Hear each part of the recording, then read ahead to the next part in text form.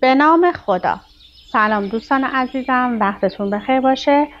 پادکست صدای سکوت امروز رو با کتاب زیبای تصرف عدوانی، داستانی درباره عشق شروع میکنیم.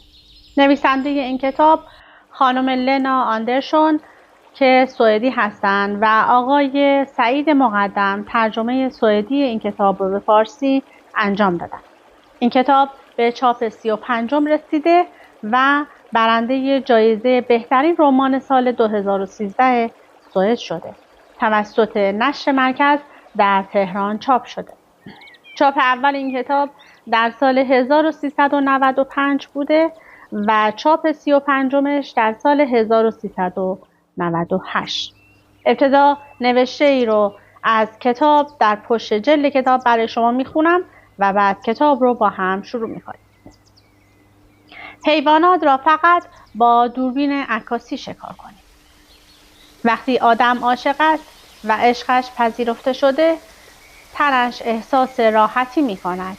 برعکس وقتی عشق بی پاسخ می ماند، تن احساس می کند وزنش 3 برابر شده است. عشق نوپا روی لبه باریکی می رقصد. ممکن است آدم دوباره وزن واقعیش را احساس نکند که این خود می تواند در آدم‌های مضطرب با تجربه و آینده نگر یا در آنهایی که مثل استر اینقدر امیدوار و خوش‌باور نیستند میزانی از تردید پدید آورد. این کتاب با مقدمه بسیار کوچکی شروع شده و با من همراه باشید که داستان رو بخونید. هر کس به شکل غیر قانونی مالی را از تصرف دیگری بی رضایت او خارج یا به هر نحو دیگر آن را حیف و میل کند، به اتهام تصرف عدوانی محاکمه خواهد شد. همچنین اگر کسی بی آنکه مال را از تصرف خارج کند در آن ایجاد اختلال کند، با نصب یا شکستن قفل یا به هر صورت دیگر به شکل غیر قانونی به ملک دیگری دستاندازی کند یا به زور یا با تهدید به کار بردن زور مانع از آن شود که صاحب حق از حق خود استفاده کند، به اتهام تصرف عدوانی محاکمه خواهد شد. قانون مدنی سوئد ماده 8 بند 8. فصل اول. آدمی بود به نام استر نیلسون، شاعر و مقاله نویس بود و تا 31 سالگی 8 رساله کوتاه منتشر کرده بود. عده‌ای این رساله ها را لجوجانه و سرکشانه می دانستند، عده دیگر بازیگوشانه و سبکسرانه، اما بیشتر مردم هرگز نام نویسنده آنها را نشنیده بودند.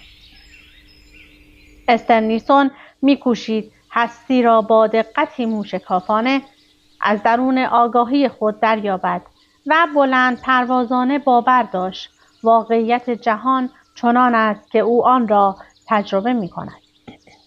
یا به عبارتی بهتر، آدمیان را طوری ساخته بودند که جهان را چنان که واقعاً بود تجربه کنند. البته اگر هوش و حواسشان را به کار می بردند و خود را فریب نمی دادند. ذهنی عینی بود و عینی ذهنی. به هر رو او تلاش می کرد چنین بیاندیشد. می دانست که جستجو برای یافتن زبانی دقیق که امر واقع را بی کم و کاست بیان کند بیهوده است. با این همه این جستجو را ادامه می داد. زیرا می دانست هر گزینه دیگری راه را بر ساده اندیشی و کاهلی فکری باز می کند. عقیده داشت دیگر رویکردها با دقت و وسواس رابطه پدیده ها را با هم روشن نمی کنند و نشان نمی دهند. این روابط چگونه در زبان بازتاب می یابند. با این حال بارها مجبور شده بود بپذیرد که واژه ها دقیق نیستند و نیز ایده ها و فکرها، حتی زمانی که به کمک تجربه و زبانی سامانمند شکل می گیرند، با آن میزان که به نظر می رسند قابل اعتماد نیستند. موضوع این داستان شکاف هراسناک بین اندیشه و زبان، اراده و بیان آن امور واقعی و تخیلی و چیزهایی است که در این شکاف‌ها پدید می‌آیند و رشد می‌کنند. از وقتی استر نیلسون در 18 سالگی دریافته بود که زندگی در نهایت چیزی نیست جز دور کردن ملال و دلزدگی، به ابتکار خود ارزش زبان و تفکر را کشف کرده بود و از آن پس هرگز از زندگی ناخشنود نبود. نه هیچگاه احساس افسردگی نکرده بود. پیوسته در پی رمزگشایی جهان و طبیعت انسانها بود. در دانشگاه صنعتی استکهلم فلسفه خوانده بود و پایان نامه‌اش را درباره امکان درهم آمیختن فلسفه آنگلوساکسون با جریان فلسفه فرانسوی نوشته بود و در آن کوشیده بود منطق و مینیمالیسم فلسفه تحلیلی را برای انگاره‌های پرآب و تابی به کار گیرد که مکتب فرانسوی فلسفه قاره اروپا در مورد زندگی داشت. پس از پایان تحصیلاتش به عنوان نویسنده مستقل در نشریه‌های گوناگون قلم می‌زد. از روزی که دریافت زبان و ایده‌ها مشغله و کار او خواهند بود، زندگی پرهزینه را کنار گذاشت. غذای ارزان می‌خورد، حواسش بود باردار نشود، ارزان سفر می‌کرد، هیچگاه از بانکی وام نمی‌گرفت یا از کسی پول قرض نمی‌کرد و هرگز خود را در وضعیت‌هایی قرار نمی‌داد که ناچار شود وقتش را صرف چیز دیگری جز خواندن، اندیشیدن، نوشتن و گفتگو با دیگران کند. 13 سال چنین زیسته بود و بیش از نیمی از این مدت را با مردی به سر برده بود. با هم رابطه‌ای موزون و آرام داشتند که نیازهای جسمی و روانی هر دوشان را برآورده می‌کرد، تا آنکه روزی تلفنی با او تماس گرفتند.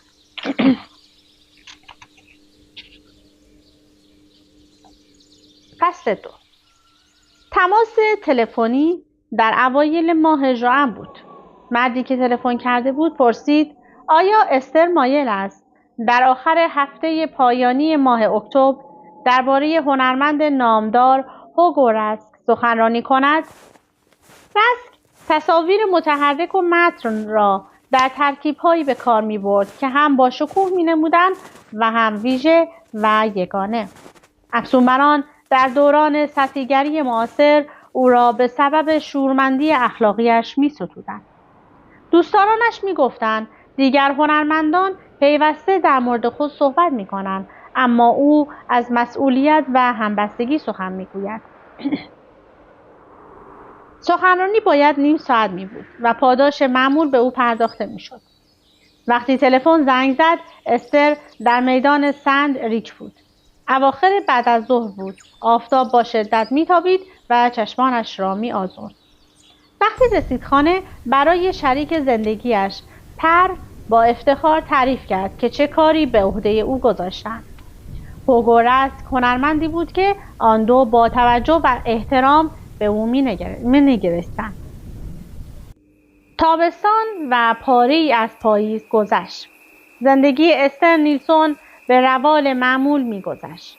چند هفته پیش از زمان سخنرانیش شروع کرد به خواندن دقیق متن‌های مربوط به آثار هوگو راسک و نیز مطالعه آنچه خود او نوشته بود. گفته‌ای که بارها از او نقل می‌کردند این بود: کسی که جامعه و آسیب‌پذیری انسان را در این هستی بی‌رحم در هنرش نادیده می‌انگارد، شایسته نیست خود را هنرمند بنامد. سخنرانی استر در محل تعیین شده روز شنبه انجام شد. یک شنبه هفته پیش از آن نشست و شروع کرد به نوشتن. می‌دانست برای آنکه از اندیشه‌های رایج و زبان جمعی و عبارت‌های کلیشه‌ای آن فراتر رود، باید زمان کافی داشته باشد. استر نیلسون در نظر داشت سخنرانی عالی ایراد کند. می‌خواست هوگو راسک را از شنیدن آن شگفت‌زده کند. هنرمندان و به ویژه مردان روشنگر مستعدند جذب نیروی کهربایی اندیشه پروری شوند که از توان شهوانی آن آگاهند. هرچه پیشتر می نوشت با موضوع سخنرانی خود احساس وابستگی بیشتری می کرد. یک شنبه به هوگورسک احساس احترام داشت. سه شنبه تا پنج شنبه این احساس به اشتیاق ملال‌انگیزی بدل شد و جمعه احساس دلتنگی سنگینی بر او چیره شد. برایش روشن شد آدمی میتواند حتی دلتنگ کسی شود که او را فقط در خیال خود دیده است. عاشق آفریده خود نبود. کسی را که دوست داشت نیافریده بود. هوگورسک بی او نیز وجود داشت. اما این او بود که واژه ها را برگزیده و جمله ها را ساخته بود. اکنون واژه هایش آثار رسک را در بر می گرفتند و نوازششان می کردند. هوگورسک را چنان که می توانست باشد وصف کرد. فصل سمینار زندگی و آثار هوگورسک تا کنون ساعت 1 بعد از ظهر روز شنبه آغاز می شد. قرار بود علاوه بر استر منتقدی هنری نیز صحبت کند و پس از آن میزگردی درباره مسئولیت اجتماعی هنرمند برگزار شود. گروه شرکت کننده در میزگرد 15 دقیقه پیش از زمان برنامه ریزی شده با هم دیدار کردند. هوا هنوز ملایم بود. استر عینک به چشم داشت و کت نازک خاکستری رنگی پوشیده بود که قشنگ روی پاهایش میافتاد و ظاهری گرانبها میافت. هرچند کت واقعا گرانبها بود، اما او آن را در حراجی خریده بود. آویزانش کرد پشت صندلی کنار خود. وقتی هوگورسک وارد سالن شد، آمد درست روی همان صندلی نشست. گرچه صندلی‌های دیگر هم خالی بودند. نخست کت او را با انگشتان خود گرفت و به دستگیره پنجره آویزانش کرد. انگشتانش نرم دور کت بسته شدند و آن را آرام جابجا کرد. حرکتی که با آن کت را جابجا کرد حسی ترین برخوردی بود که استر در پیوند با لمس یک شی دیده بود. در نرمی حرکت او نوعی محبت مطلق و احتیاط بیکم و کاس با جسمی مادی نهفته بود. استر فکر کرد کسی که اشیا و پاچه ها را به این شکل لمس می کند باید طبعی فوق‌العاده لطیف و ملایم داشته باشد. هوگورسک در طول سخنرانی استر در ردیف اول نشسته بود و با دقت تمام به حرفهای او گوش میداد. 150 نفر حاضران در سالن نیز که ورودیه پرداخته بودند با توجه کامل سخنرانی را دنبال می‌کردند. پس از پایان سخنرانی هوگورسک رفت طرف استر. با چهره‌ای درخشان هر دو دست او را در دستانش گرفت. با بوسیدن گونه‌هایش از او تشکر کرد و گفت هرگز غریبه‌ای چنین عمیق و با دقت مرا درک نکرده. همهمه و تشویق حواس استر را پرت کرده بود. نمی‌توانست آنچه را گفته میشد دنبال کند. اکنون فقط به چهره قدردان هوگورسک می‌اندیشید. وقتی برنامه پس از ساعت 5 پایان یافت، استر کوشید نزدیک هوگورسک بایستد. تلاش کرد طوری به نظر برسد که شبیه ظاهر همیشگیش نباشد. پسر هنرمند هم آمده بود. جوانی ریشو، کلاه قلاب بافی شده بر سر، با رفتاری صمیمی و بی‌ادا و اطوار. سخنرانی او را ستود و گفت خوب است هر سه بروند لیوانی آبجو بنوشند.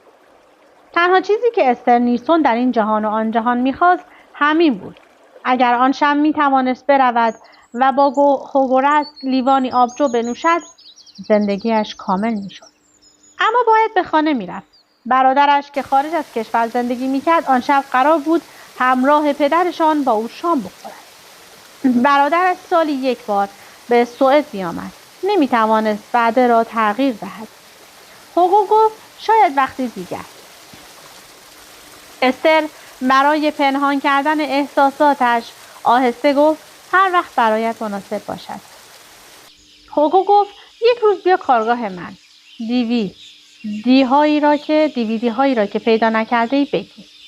استر با صدایی باز هم آهسته تری گفت هر وقت بخواهم بیایم خبر میدهم. هوگو گفت سخنرانی امروزت واقعا خوب بود. متأثرم کردی. استر پاسخ داد متشکرم. حقیقت را گفتم. هوگو گفت حقیقت همان چیزی که ما هم تو و هم من دنبالش می‌گردیم مگر نه؟ استر پاسخ داد آره احتمالاً همینطوری است. استر هنگام شام با دوست پسر، برادر و پدرش احساس دلتنگی شدیدی می‌کرد. طنین صدایش و درخشش چشمانش بیانگر احساس او بودند. حواسش بود اما نمی‌توانست لحن صدا و درخشش چشمانش را تغییر دهد. فقط می‌خواست در مورد هوگورست و هنرش و آنچه در طول روز گفته بودند حرف بزند. وسط صحبت‌هایش یک بار هنر هوگورست را به تندی تمام و در همان حال از ته دل رد کرد و او را به سخره گرفت. اگر کسی حواسش بود همین کار او خیلی چیزها را نشان می‌داد، اما هیچ کس به گفته‌های او توجه خاصی نمی‌کرد. احساس می‌کرد بسیار تنهاست و خستگی او را از پا درآورده است. در طی چند ساعت یا از یک شنبه پیش که شروع کرده بود به نوشتن درباره هوگورست و پروراندن او در ذهن خود، یا در نتیجه نوعی فروپاشی طولانی، استر با مرد زندگیش بیگانه شده بود. همه هستی او کاستی بزرگی شده بود. فکر می‌کرد این احساس می‌تواند موجب دوستی و همنوایی شود. هوگورست می‌توانست با او و پر آشنا شود و در مهمانی‌های شام آنها شرکت کند. آنها می‌توانستند درباره مسائل اساسی با هم بحث کنند و از راه گفتگو موجب بالیدن یکدیگر شوند. قرار نبود هیچ چیز تغییر کند، فقط باید رشد می‌کردند و غنا می‌یافتند. واقعیت فقط گام به گام تحقق می‌یابد، راه دیگری وجود ندارد. استر داشت گام دوم را برمی‌داشت. فصل 4. چند هفته از سخنرانیش گذشته بود که شبی رفت به کارگاه هوگورست. زمان را از پیش با دقت تعیین کرده بود. در طول آن هفته‌ها به چیز دیگری فکر نکرده بود. اینکه رسم به او گفته بود برای گرفتن کارهای پیشینیش به کارگاه او سر بزند، به این معنا بود که استر حق داشت برود پیش او، برای آنکه خیلی مشتاق به نظر نیاید تا جایی که میتوانست صبر کرده بود. یکی از دستیاران هوگورست با لباسی پر از لکه‌های رنگ در را باز کرد. استر به تفصیل توضیح داد که چرا آمده است. چیزی را گزارش میداد که کسی نپرسیده بود، چون میخواست چیزی را پنهان کند که هیچ کس نمیدید. وقتی دستیار هوگو بالاخره فهمید او برای چه کار ساده‌ای آمده، گفت همانجا دم در صبر کند تا دیویدی ها را بیاورد. مرد جوان با گام‌های بلند به سرعت به اتاق رفت. استر به شوق دیدن دوباره هوگورست پر کشیده بود. نمیخواست به این سادگی از دیدنش مایوس شود. با صدایی بیش از حد بلند گفت در ضمن میخواستم با خودش صحبت کنم. احساس کرد پوستش میخارد. در زندگی لحظه هایی هست که حضور ذهن برای آینده تعیین کننده است. لحظه هایی سنگین که یک آن بیشتر دوام نمی آورند. پس از آن همه چیز خیلی دیر است. میدانست که باید جرأت داشته باشد و میدانست که آن لحظه دقیقاً همین حالاست. نهایتش فقط چند ثانیه دوام می آورد. دستیار هوگو تردید کرد. در جایگاه بخشی از دستیاران هوگو باید از حریم استاد و مراد خود حفاظت میکرد. احتمالاً امیدوار بود خود روزی هنرمند مهم می شود. برای دیدن و آموختن نزد او به شاگردی آمده بود. دستیار هوگو از او خواست صبر کند و در راه پله طبقه بالا ناپدید شد. وقتی برگشت کوچکتر به نظر می رسید. به استر اجازه داد وارد شود. در طبقه بالا هوگورست با دوستش دراگویچ نشسته بود. می گفتند هوگورست با او در مورد وضعیت جهان بحث می کند و به نوعی من برتر اوست و بر فکرش اثر می گذارد. منتها برعکس. اگر با دراگویچ بحث نمی کرد، احتمال داشت حرفی را که نمی بایست بگوید یا درباره اش فکر کند سانسور نشده بر زبان آورد. هر دو دراگان و هوگو درباره هستی و ابدیت بحث می‌کردند. به چیزهای کوچک و روزمره اهمیت نمی‌دادند. و استر نیلسون هم به آنها اهمیت نمی‌داد. هوگو او را که دید برخاست و تمام چهره‌اش درخشید. او را با اشتیاق در آغوش گرفت و ازش خواست بنشیند. دراگان که پاهایش را انداخته بود روی هم همانطور نشسته باقی ماند و دستش را دراز کرد تا با او دست بدهد، اما از جایش تکان نخورد. استر مجبور شد برود طرفش. دراگان کفش چرمی سیاه مشبک به پا داشت و چشمانش را در برابر دود سیگار تنگ کرده بود که ظاهری برتر و همزمان بی‌اعتنا به صورتش میداد. از استر پرسید شنیدم شاعری؟ استر گفت آره. دراگان پرسید شعرهایت ترجمه هم شده؟ استر گفت آره، نه زیاد. ترجمه شدن معیار چیزی نیست. دراگان پرید وسط حرفش. پرسید هدفت از شعر گفتن چیست؟ استر گفت میخواهم دیگران هم آنچه را دیده‌ام ببینند. دراگان حرف دیگری نزد. نشان نداد از پاسخ او راضی است یا نه. اما به نظر استر پاسخش بهتر از چیزی بود که از او انتظار داشتند. و این دراگان را دمخ کرده بود. هوگو گفت کارت شنبه گذشته شگفت‌انگیز بود. هوگو در برابر سکون غضبناک دراگان بیقرار به نظر می رسید. استر پرسید چه کاری؟ هوگو گفت سخنرانیت در مورد من. استر صدای تپش قلب خود را می شنید و هوگو را می دید آنجا نشسته، بزرگ و بالا بلند و به رغم سالهای طولانی عمر خوب خورده و خوب نوشیده و سر حال احساس کرد همه آنچه را می بیند چنان دوست دارد که درونش را به درد می آورد. هوگو گفت آخر هفته لکسن بودم. استر صبر کرد حرفش را ادامه دهد. کلبه تابستانی هم در سیلیان. صحبت از کلبه عجیب بود. گویی او هم چیزی را گزارش میداد که کسی نپرسیده بود، برای آنکه چیزی را پنهان کند که هیچ کس نمی‌دید. دراگان بی ملاحظه یک ابرویش را بالا برد. استر فکر کرد هوگو برای این از لکسن و کلبه‌اش حرف میزند که میخواهد کل وجودش را بیدرنگ به او بشناساند. استر روی صندلی چوبی نشسته بود، اما کاوشن پرش را در نمی آورد. آن را روز پیش با رسیدن ناگهانی نخستین موج سرما خریده بود. شلوارش هم نو بود، از جنس مخمل نخی با راههای آبی تیره. شانه های کاپشنش هم طرحهای آبی رنگ داشت که به شلوارش می آمد. تنها زمانی که پیام رسانهای عصبی مغزش به طور کامل فعال می شدند می توانست خود را برای خرید لباس آماده کند. در غیر این صورت لباس خریدن را کاری بیش از حد بی‌معنی می دانست که فقط فرصتی را که برای انجام وظیفه داشت به هدر می داد. وظیفه خودخواسته رازگشایی از واقعیت هستی و یافتن سرراسترین بیان زبانی آن. تصور می کرد روزی چگونگی ارتباط چیزهای هستی را خواهد فهمید، اما تا آن روز حقیقتها را جز به جز می شناخت.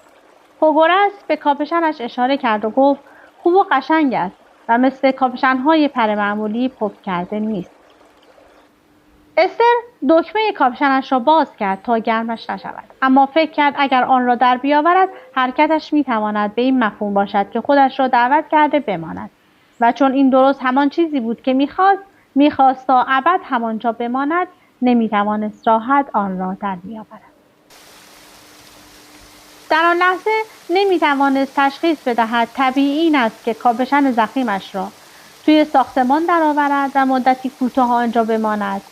تقلید طبیعی بودن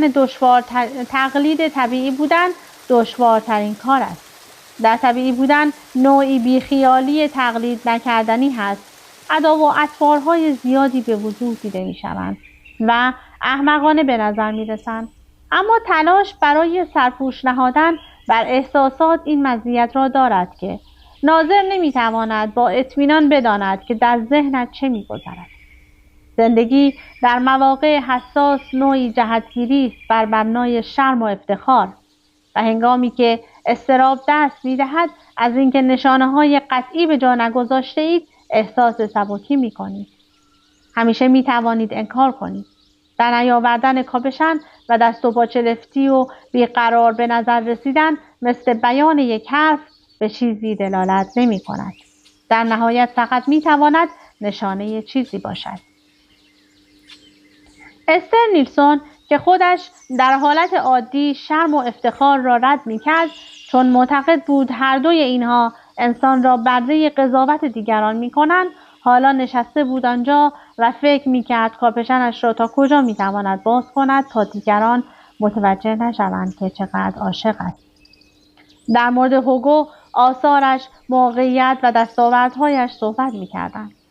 هوگو کمی از زندگی او پرسید، اما استر به سرعت گفتگو را به آثار او برگرداند. به صحنه‌ای اشاره کرد که او از مردم زیر باران در یک ایستگاه اتوبوس گرفته بود و طی سالها بارها آن را ساخته بود. چرا این درون مایه و چرا تکرار؟ هوگو بلند شد. دستهایش را برد بالا. چند گام برداشت و کاغذ یادداشتی را از دیوار کند.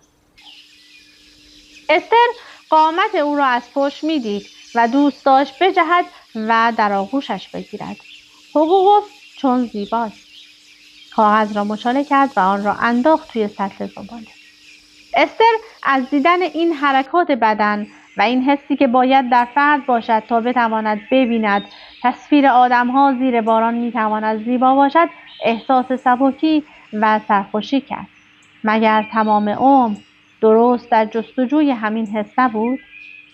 اما استر باید میرفت خانه، نزد مردی منتظر که از ترس پاسخ دیگر از او نمیپرسید کجا بوده و چرا دیگر با او حرف نمیزند. فصل 5. یک روز بعد از ظهر استر با یکی از دوستانش در کافه دیدار کرد.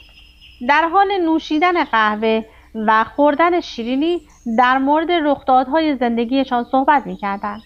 استر با آن زن خیلی صمیمی بود. مدتی طولانی بود که با هم دوست بودند. کمی که از صحبتشان گذشت، دوستش با تعجب به او نگاه کرد و گفت عاشق هوگو رس شده ای؟ هر وقت اسمش می آید سرخ می شوی. در واقع صورتت تمام وقت سرخ است. استر دستمال کاغذی را در دستش فشرد و گفت اما نمیخواهم از پر جدا شوم. دوستش از شنیدن این حرف یکه خورد و پرسید حرفش را زده اید؟ استر گفت نه. شگفتی دوستش به درکی همدلانه بدل شد. استر افسود ما درک عمیقی از هم پیدا کرده ایم و میخواهیم دوست باقی بمانیم. دوستش با مسرت لبخند زد، اما استر به چیزی که میگفت باور داشت. متوجه نبود که از مرز گذشته است. مغز انسان درک دقیق از زمان ندارد. به آنچه اشتیاقش را دارد پیشتر رسیده است. جهش زمانی رخ می‌دهد که نمی‌خواهیم آینده ای را که اکنون می‌شناسیم از دست بدهیم. دوستش گفت صورتت خیلی سرخ شده. استر دستهایش را گذاشت روی گونه‌هایش تا سردشان کند، اما این حرکتش بیشتر برای پوشاندن آنها بود.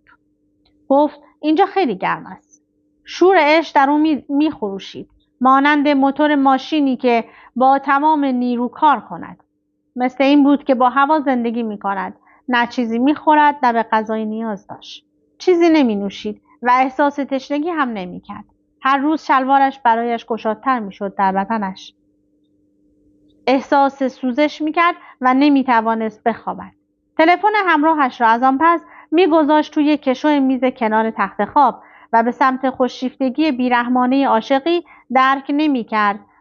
مردی که کنارش دراز کشیده با خشمی خاموش بیدار است. گفتن اینکه او مردی مایوس بود شاید اغراق باشد. آدمی تودار بود. حتی برای خودش هم باز نبود. به هر حال نشانه‌های آشکاری از یأس داشت.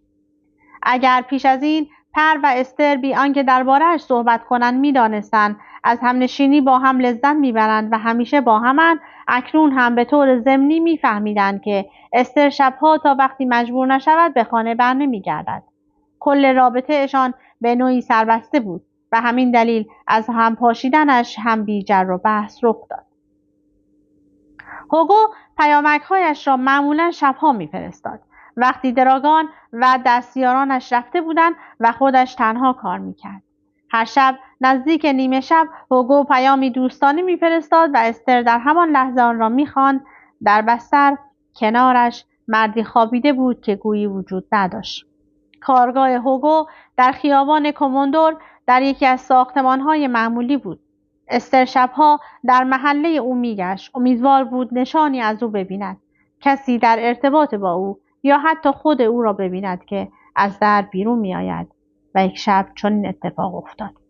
استر رفته بود سینما. در برگشت به خانه راهش را کمی تغییر داد تا از محله هوگو بگذرد. ناگهان او را دید که در پیاده‌رو مقابل می رود. استر به سرعت برگشت و او را با فاصله دنبال کرد. هوگو به کوچه پیچید و وارد فروشگاهی شد. استر بیرون فروشگاه منتظر ماند.